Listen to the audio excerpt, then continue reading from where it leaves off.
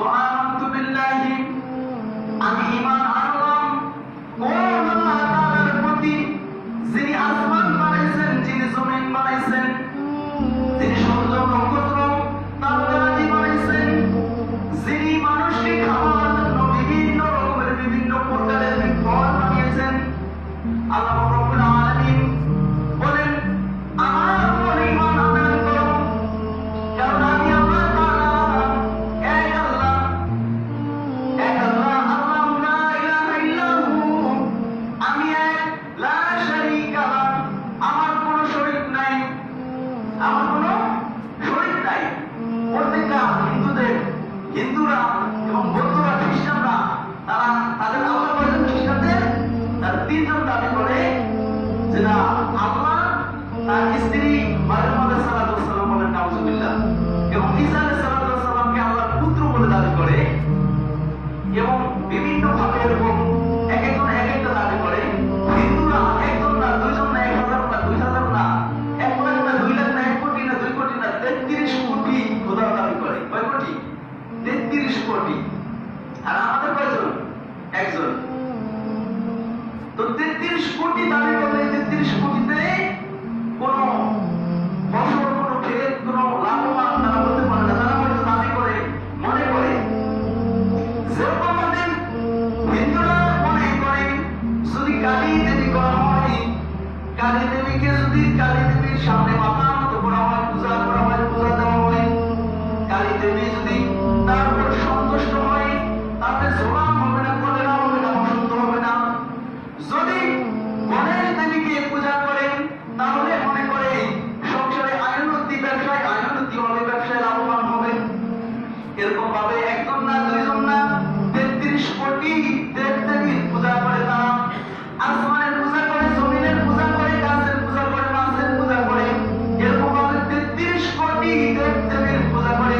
আর আল্লাহ রাব্বুল আলামিন বলেন, লা শারীকা লাহ, নাই, আমার কোনো শরীক নাই, আমি এক, সিজদা করতে হয় আমাকে করো, ইবাদত করতে হয় আমার ইবাদত করো, আমি এক, অদ্বিতীয়, কুল হুয়াল্লাহু আহাদ, আমি এক আল্লাহ। আল্লাহ রাব্বুল আলামিন বলেন, কেন আমার ইবাদত করবে না, কেন আমার গোলামি করবে না, কেন আমার উপর ঈমান আনয়ন করবে না? আমি তো তোমাদেরকে বিভিন্ন প্রকার নিয়ামত দান করেছি।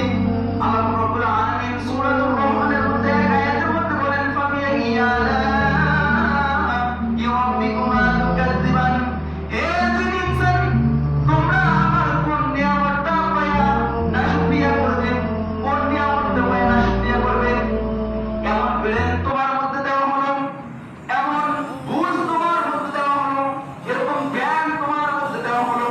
বলা হয়েছে 100 গ্রাম একটা লোহার টুকরা যদি পানির মধ্যে ছেড়ে দেওয়া হয়, সঙ্গে সঙ্গে 100 গ্রাম 50 গ্রাম একটা লোহার টুকরো সঙ্গে সঙ্গে পানির মধ্যে তলিয়ে যায়। কিন্তু এমন ব্রেন আল্লাহ রাব্বুল আলামিন দিয়েছেন, টনকে টন রড নিয়ে চলাফেরা করে কিন্তু ডোবে না। কি লঞ্চ? একটা লঞ্চ টনকে টন রড দিয়া তৈরি করছে, কিন্তু লঞ্চ কি ডোবে না। এমন বুদ্ধি আল্লাহ রাব্বুল আলামিন মানুষের মধ্যে দিয়েছেন, এমন জ্ঞান দিয়েছেন, যে জ্ঞান দ্বারা, যেই বুদ্ধি দ্বারা এরকম ভাবে যন্ত্র তৈরি করে, হেলিকপ্টার আকাশের মধ্যে উড়ে যায়, অনেক টন রড নিয়ে উড়ে যায়, অনেক ভারী বস্তু নিয়ে সে উড়ে যায়। আল্লাহ রাব্বুল আলামিন মানুষের মধ্যে ভালো জ্ঞান দিলেন, মন্দ জ্ঞান দিলেন। আবার বললেন, ইয়া আইয়ুহাল্লাযীনা আমানু আমিনু, তোমরা ঈমান আনয়ন করো একমাত্র আল্লাহ তাআলা। সেই আল্লাহ তাআলার ঈমান আনয়ন করতে হবে। আমানতু বিল্লাহি, আমি ঈমান আনয়ন করলাম ওই আল্লাহ তাআলার উপর। সেই আল্লাহ তাআলা আপনাকে বানাইছেন, আমাকে বানাইছেন, তো সেই আল্লাহ তাআলার উপর ঈমান আনয়ন করো। এক। দ্বিতীয় নম্বর হচ্ছে আমানতু বিল্লাহি ওয়া মালাইকাতিহি,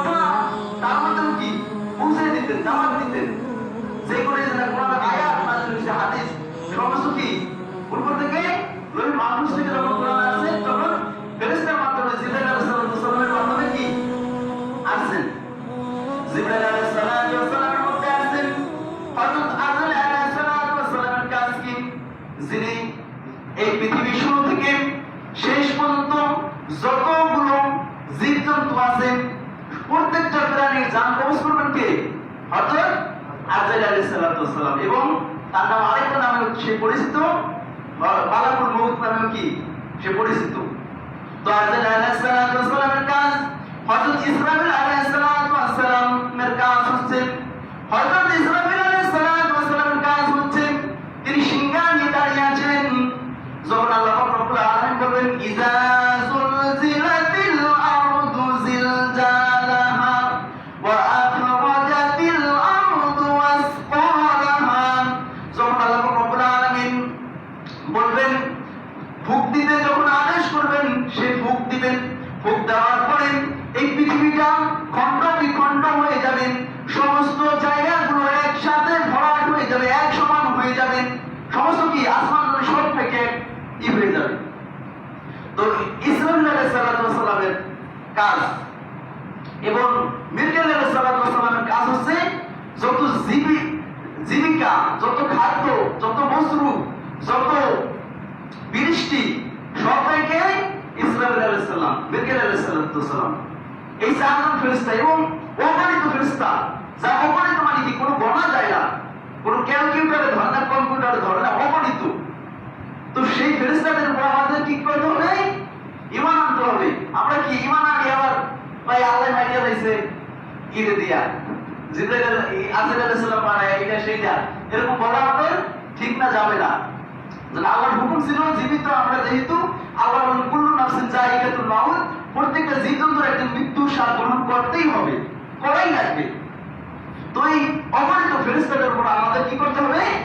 ঈমান আনয়ন করতে হবে। আমানতু বিল্লাহি ওয়া মালাইকাতিহি ওয়া কুতুবিহি, আল্লাহ রাব্বুল আলামিন বলেন, আল্লাহর হাবিব বলেন যত কিতাব নাযিল হয়েছেন 104 খানা আসমানি কিতাব নাযিল হয়েছে, এর মধ্যে আবার 4টা প্রধান, তাওরাত, জবুর, ইনজিল, কোরআন। কোরআন ইজ দ্য লাস্ট কিতাব, মানে শেষ কিতাব। তো এই যত কিতাব নাযিল হয়েছে সমস্ত আসমানি কিতাব, কালামুল্লাহ, আল্লাহর কালাম, কিতাবুল্লাহ, আল্লাহর কিতাব, এই কিতাবের উপর আমাদের কি করতে হবে? ঈমান আনয়ন করতে হবে। আমানতু বিল্লাহি ওয়া মালাইকাতিহি ওয়া কুতুবিহি ওয়া রাসূলিহি, যত নবী আসেন, যত রাসূল আসেন, প্রত্যেকটা নবী এবং রাসূলের উপর ঈমান আনয়ন করতে হবে। কি প্রত্যেকটা নবী রাসূল যারা আছেন আমাদের বলতে হবে যে না ঠিক আছে আমরা কি ঈমান আনয়ন করলাম। তারপর যত নবী রাসূল আসেন, 1 নম্বরে আমি ঈমান আনলাম আল্লাহ তাআলার উপর, 2 নম্বরে তার ফেরেশতাদের উপর, 3 নম্বরে কিতাব সমূহের উপর, 4 নম্বরে নবী রাসূলগণের উপর। ওয়াশাররিহি মিনাল্লাহি তাআলা, আমি ঈমান আনয়ন করলাম তাকদীরের ভালো মন্দের উপর, ঈমান আনয়ন করলাম তাকদীরের ভালো মন্দের উপর। তাকদীরে যাহা কিছু আছে, যেখানে রিজিক আছে সেইখানে হবে, যেখানে মৃত্যু আছে সেইখানে মৃত্যু হবে, ঈমান আনয়ন করতে হবে। তারপরে তাকদীরের ভালো মন্দের উপরে, এটাই আমরা আমাদের করা হয় না, তাকদীর আমরা বিশ্বাস ওরকম করা হয় না। তো যাহা কিছু হবে একমাত্র আল্লাহর পক্ষ থেকেই হবে, আমার তাকদীরে ছিল এটা। যেরকম ভাবে একটা ঘটনা সংক্ষেপে বলে শেষ করতেছি। এক বাদশা, সে যখনই চলে গেল, তার একটা উজির ছিল, সে শিকার করতে গেল। বাহিরে শিকার করতে যাওয়ার পরে বাঘ এসে তার একটা আঙ্গুল খেয়ে ফেলল। আর ওই উজিরটা ছিল খুব ধার্মিক এবং আল্লাহওয়ালা উজির, যা বলতো, যা পাশে বলতো সব বলতো কি আল্লাহ যা করে মঙ্গলের জন্যই করে, ভালোর জন্যই করে। তো সেই উজির যখন বলছে বাদশা তো রাগান্বিত হয়ে তাকে গ্রেফতার করে, যে আমার আঙ্গুল খেয়ে রয়েছে আর তুমি বলে আল্লাহ যা করে ভালোর জন্য করে, তো তারে আটকাও। তো তারে আটকানো হইল। কিছুদিন পরে আঙ্গুল ভালো হওয়ার পরে আবার সেই বাগানে গেল কি করতে, আবার শিকার করতে গেল। সেখানে অন্য রাষ্ট্রের কিছু বাদশার এরকম মূর্তি পূজারী, তারা এসে ওই বাদশাকে